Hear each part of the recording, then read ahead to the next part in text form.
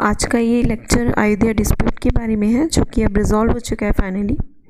तो अभी 5 अगस्त को अयोध्या में भूमि पूजन हुआ था, या राम टेम्पल के फाउंडेशन लेइंग सेरेमनी हुई थी वहाँ पे। तो तब से अयोध्या नेशनल इंटरनेशनल न्यूज़ का फोकस पॉइंट बना हुआ है। इससे पहले 9 नवंबर 2019 को अयोध्या केस में सुप्रीम कोर्ट का फाइनल जजमेंट आया था, जिसके चीफ जस्टिस रंजन गोगोई ने हेड किया था। इसके अकॉर्डिंग 2.77 एकड़ का डिस्प्यूटेड लैंड रामलला को और 5 एकड़ का अल्टरनेटिव लैंड सुन्नी वक्फ बोर्ड को दे दिया गया था। अब अयोध्या की हिस्ट्री के बारे में जानते हैं। एंशिएंट टाइम में अयोध्या को हिंदुओं की 7 पवित्र जगहों में से एक माना जाता था, जिसमें अयोध्या, मथुरा, हरिद्वार, काशी, कांची, अवंतिका और द्वारिका आते थे। ऐसा माना जाता है कि वहाँ पे भगवान राम का जन्म हुआ था। ट्रेडिशनली जो अयोध्या थी वो कौशल किंगडम की राजधानी हुआ करती थी, और अयोध्या सरयू नदी के किनारे स्थित था। और स्कॉलर ऐसा मानते हैं कि अयोध्या पहले साकेत के नाम से जानी जाती थी, जहाँ पर भगवान बुद्ध ने अपना समय व्यतीत किया था। और जैनिज़्म के अकॉर्डिंग 24 में से 5 तीर्थंकरों का जन्म अयोध्या में हुआ था। अब अयोध्या के डिस्प्यूट की टाइमलाइन के बारे में आप जानते हैं। 1526 में बाबर भारत आया था, जब पानीपत का पहला युद्ध लड़ा गया था, जिसमें बाबर ने इब्राहिम लोदी को हराया था। और इसके बाद 1528 में मीर बाकी, जो कि बाबर का एक कमांडर था, उसने बाबरी मस्जिद बनाई थी अयोध्या में। और इसके बाद 1853 में कम्युनल क्लैशेस हुए थे यहाँ पे हिंदू और मुस्लिम के बीच में, क्योंकि हिंदू ऐसा मानते थे कि यहाँ पे पहले मंदिर हुआ करता था, इसको तोड़ के बाबरी मस्जिद बनाई गई थी। और उसके बाद 1857 की क्रांति हुई, और 1857 के बाद 1859 में ब्रिटिशर्स ने इस कंट्रोवर्सी को ध्यान में रखकर मुस्लिम को अंदर का भाग दे दिया और हिंदुओं को बाहरी भाग दे दिया। और इसी टाइम सीता रसोई और राम चबूतरा बनाया गया था यहाँ पे। ये जो मैप है, ये आपका पूरा ये अयोध्या की डिस्प्यूटेड टेरिटरी है, और इस एरिया में ये राम चबूतरा है, और ये सीता रसोई है, और यहाँ पे ये बाबरी मस्जिद बनी हुई थी पहले। ये जो एरिया है, इसको मुस्लिमों को दे दिया गया था, और ये बाहरी जो एरिया थे, इसको हिंदुओं को दे दिया गया था ब्रिटिशर्स ने। इसके बाद 1885 में रघुबर दास ने, जो कि निर्मोही अखाड़ा के थे, उन्होंने फैज़ाबाद कोर्ट से बाबरी मस्जिद के पास में मंदिर बनाने की परमिशन मांगी, पर उनकी इस दलील को खारिज कर दिया गया था।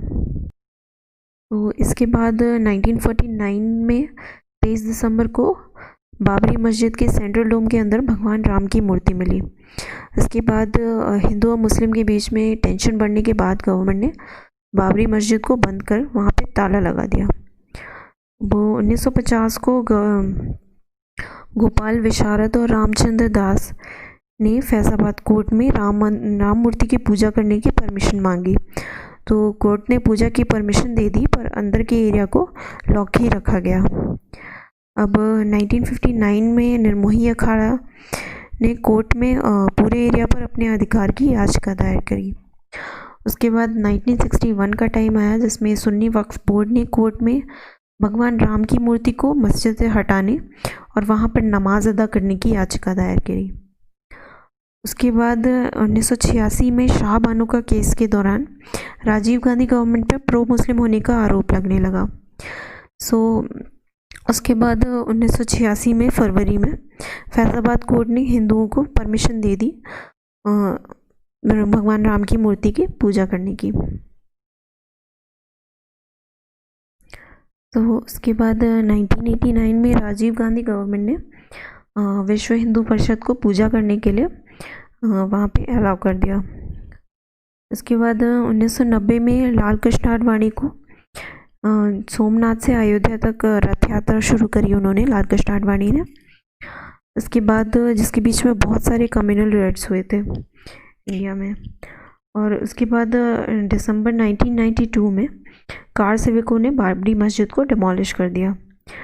उसके बाद गवर्नमेंट थी उस टाइम की पीवी नरसिम्हा राय की, उन्होंने लिबरहान कमीशन को अपॉइंट किया ये जानने के लिए कि किन कारणों की वजह से बाबरी मस्जिद ढाई गई और सांप्रदायिक हिंसा हुई। अब उसके बाद 1993 के टाइम में पीवी नरसिम्हा राव की गवर्नमेंट ने उन्होंने 67 एकड़ का जो लैंड एडजॉइनिंग था, जो डिस्प्यूटेड साइट को एडजॉइन करता था, उसको एक्वायर कर लिया। उसके बाद इसके अगेंस्ट इस्माइल फारूकी ने केस किया, बट सुप्रीम कोर्ट ने उसको डिसमिस कर दिया और सुप्रीम कोर्ट ने अपहोल्ड किया एक्विजिशन ऑफ द लैंड की। उसके बाद सितंबर 2010 में इलाहाबाद हाई कोर्ट का जजमेंट आया, जिसमें उन्होंने 3 डिवीज़न किए डिस्प्यूटेड लैंड के।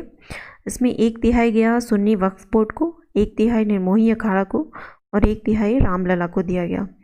पर ये जो जजमेंट था इसने किसी को भी सेटिस्फाई नहीं किया और इसके बाद सब लोग ने सुप्रीम कोर्ट को अप्रोच किया। तो इलाहाबाद हाई कोर्ट के रूलिंग के अकॉर्डिंग ये डिवीज़न हुआ था उस एरिया का। तो ये जो रेड कलर का लैंड है ये रामलला को दिया गया था, ये जो पिंक कलर का लैंड है ये निर्मोही अखाड़ा को दिया गया था और ये कॉमन लैंड है, ये रामलला और मुस्लिम डीटी और निर्मोही अखाड़ा के बीच में शेयर किया गया था। तो ये पूरी तरह से फेल हो गया था किसी को भी सेटिस्फाई करने में। तो अब उसके बाद आया 2019 का जजमेंट, जो कि फाइनल जजमेंट था इस केस को लेके। उसके बाद सीजीआई रंजन गोगोई की अध्यक्षता में अयोध्या वर्डिक्ट दिया गया। इसमें 5 जजेस की बेंच थी, इसमें उन्होंने फैसला सुनाया था, जिसमें S A Bobde, DY Chandrachud, Ashok Bhushan और एस ए नज़ीर थे। और ये जो वर्डिक्ट था यूनानिमस था, मतलब 5 जजेस से एग्री कर रहे थे। इस वर्डिक्ट के अकॉर्डिंग जो डिस्प्यूटेड टेरिटरी थी 2.77 एकड़ की, वो हिंदू को दे दी गई और जो मुस्लिम को 5 एकड़ का लैंड दिया गया, जिसमें वो मस्जिद बना सकते थे। और एक ट्रस्ट फॉर्म करने का आदेश दिया गया, जो कि 3 महीने के अंदर फॉर्म करनी चाहिए। और इसमें निर्मोही अखाड़ा के जो क्लेम थे उनको रिजेक्ट कर दिया गया और उनको as a member of trust उनको एक्सेप्ट किया गया, मतलब उनको ट्रस्ट में एज अ मेंबर रखा गया। तो अब जानते हैं कि सुप्रीम कोर्ट इस जजमेंट पर किस बेसिस पे पहुंचा था। सुप्रीम कोर्ट ने एंशिएंट टाइम के जो ट्रैवल रिकॉर्ड्स थे और बुक्स थे उन पर रिलाई किया, जो कि यहाँ पर हिंदुओं की आस्था और विश्वास का प्रमाण देते हैं। और दूसरा था ASI की रिपोर्ट, जिसके अकॉर्डिंग बाबरी मस्जिद खाली जगह पर नहीं बनाई गई थी, वहाँ पर पहले से ही एक संरचना बनी हुई थी जिसके ऊपर बाबरी मस्जिद बनाई गई थी और ये संरचना इस्लामिक नहीं थी। और सुन्नी वक्फ बोर्ड का क्लेम एडवर्स पोजीशन को लेके जो था उसको रिजेक्ट कर दिया गया। एडवर्स पोजीशन का मतलब है कि किसी प्रॉपर्टी को एक्वायर करके उस पर पीसफुली, कंटिन्यूस और अनइंटरप्टेड रहना। पर इस क्लेम को लेके सुन्नी वक्फ बोर्ड कोई प्रूफ नहीं दे पाया, तो सुप्रीम कोर्ट ने इसको रिजेक्ट कर दिया था।